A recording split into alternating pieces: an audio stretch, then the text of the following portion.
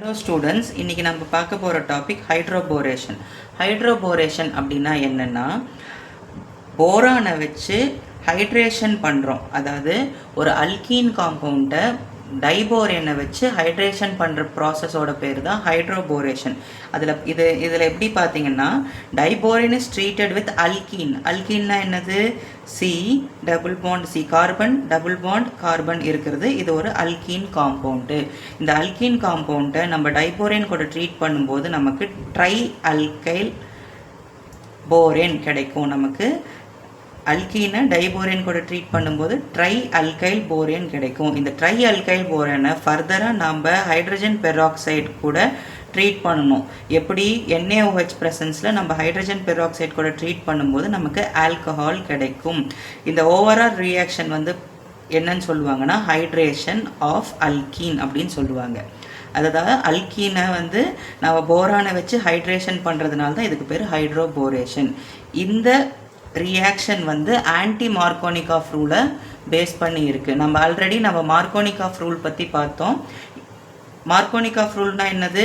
இப்போ ஒரு C double bond C இருக்கிற இடத்துல ஒரு ஹெச் ப்ளஸ் அயான் பிரியும் போது அந்த ஹெச் ப்ளஸ் எந்த இடத்துல ஹைட்ரஜன் ஜாஸ்தி இருக்கோ அந்த இடத்த தான் அட்டாக் பண்ணணும்னு சொல்லியிருக்காங்க. பட் ஆன்டி மார்கானிகாஃப் ரூலில் இந்த ஹெச் ப்ளஸ் எந்த கார்பன் டபுள் பாண்ட் கார்பனில் ஹெச் கம்மியாக இருக்கோ அந்த இடத்த தான் போய் அட்டாக் பண்ணும். அது எப்படின்னு நம்ம ஃபர்தராக ரியாக்ஷனில் பார்க்கலாம். இதுக்காக அவங்க என்ன காம்போனன்ட் எடுத்திருக்காங்க அப்படின்னு பார்த்தீங்கன்னா ப்ரொப்பேன் எடுத்திருக்காங்க. பாருங்கள், CH3 CH CH2, அதாவது இங்கே டபுள் பாண்ட் இருக்குது. இந்த ப்ரொப்பேனை டைபோரேன் கூட ரியாக்ட் பண்ணோன்னா நம்மளுக்கு ட்ரை ப்ரொப்பைல் போரேன் கிடைக்கும். இந்த ட்ரை ப்ரொப்பைல் போரேனை ஃபர்தராக நம்ம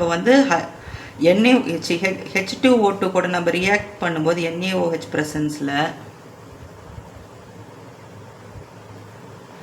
NaOHோட ப்ரெசன்ஸில் H2O2 கூட நம்ம ரியாக்ட் பண்ணும்போது நமக்கு ப்ரொப்பனால் கிடைக்குது ப்ளஸ் போரிக் ஆசிட் கிடைக்குது. இந்த ரியாக்ஷனில் இங்கே பாருங்கள் 6 மாலிகுல் ஆஃப் ப்ரொப்பேன் யூஸ் பண்ணியிருக்காங்க. நமக்கு 2 மாலிகுல் ஆஃப் ட்ரை ப்ரொப்பைல் போரேன் கிடச்சிருக்கு. இதெல்லாம் எப்படிங்கிறது ஃபர்தராக ரியாக்ஷன்ஸ்.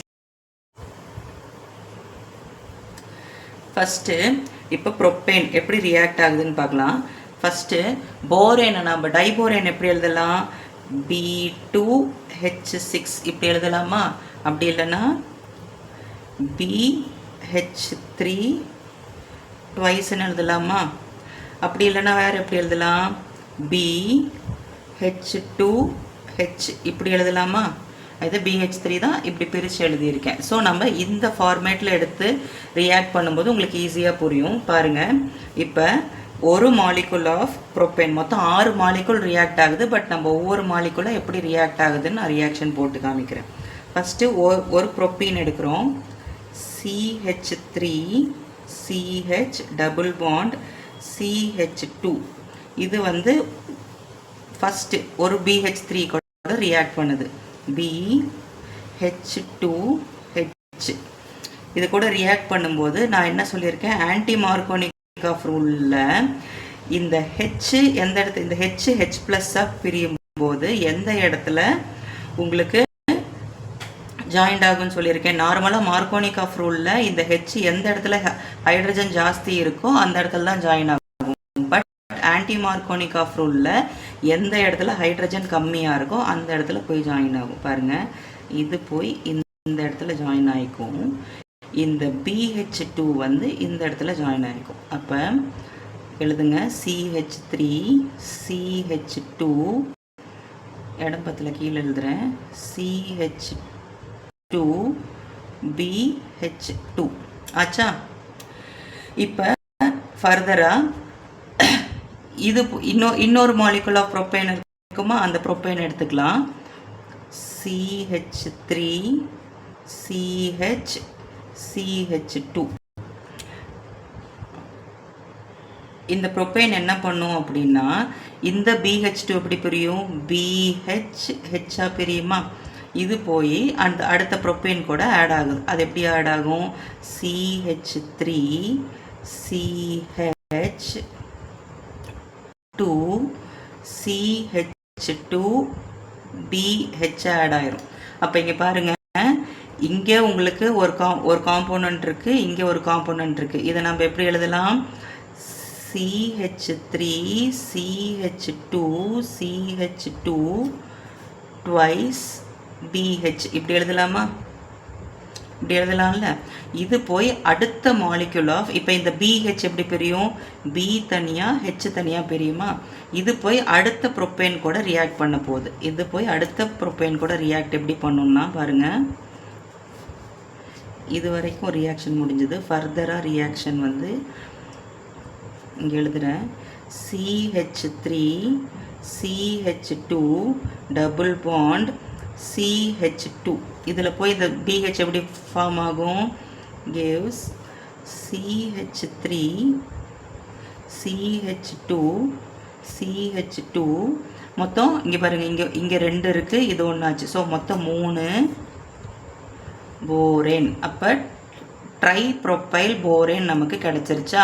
இப்போ நாம் போட்டது ஒரு BH2 மாலிகூலுக்கு மட்டும்தான். அப்போ நம்ம 2 BH2 எடுக்கும்போது 6 molecule of ட்ரைப்ரோப்பைல்.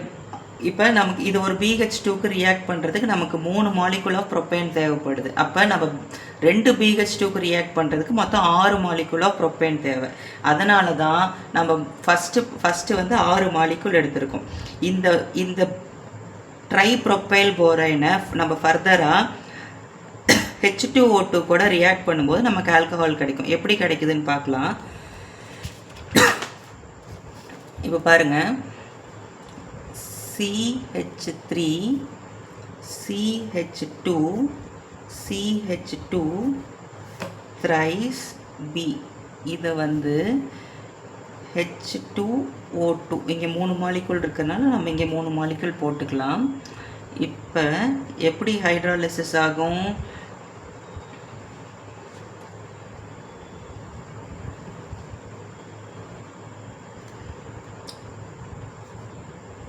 in presence of NaOH. இப்போ வந்து H ப்ளஸ் தனியாகவும் OH மைனஸ் தனியாகவும் இதில் HO தானே இருக்குது. அப்போ என்ன பண்ணணும்னா இந்த OHL இந்த OHல வந்து 3 OH வந்து இந்த போரேன் கூட சேர்ந்து BOH, அதாவது போரிக் ஆசிடாக வெளியில் போயிடும். மீதி இருக்கிற 3 OH இதில் மொத்தம் 6 O இருக்கும், 6 H இருக்கும். ஸோ 3 OH போரிக் ஆசிடாக போயிடுச்சு. மீதி இருக்கிற 3 OH இது கூட சேரும். அப்போ CH3 CH2 CH2 OH மொத்தம் எத்தனை மாலிக்யூல் இருக்குது? 3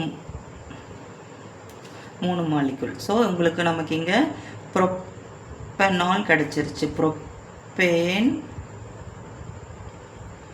1 ஆல் கிடச்சிருச்சு. இதுதான் ஹைட்ரோபோரேஷன். அதாவது போரானை வச்சு ஹைட்ரேஷன் பண்ணுறோம். எதை ஹைட்ரேஷன் பண்ணுறோம்? அல்கீனை ஹைட்ரேஷன் பண்ணுறோம். இதுக்கு பேர் தான் ஹைட்ரோபோரேஷன். தேங்க்யூ.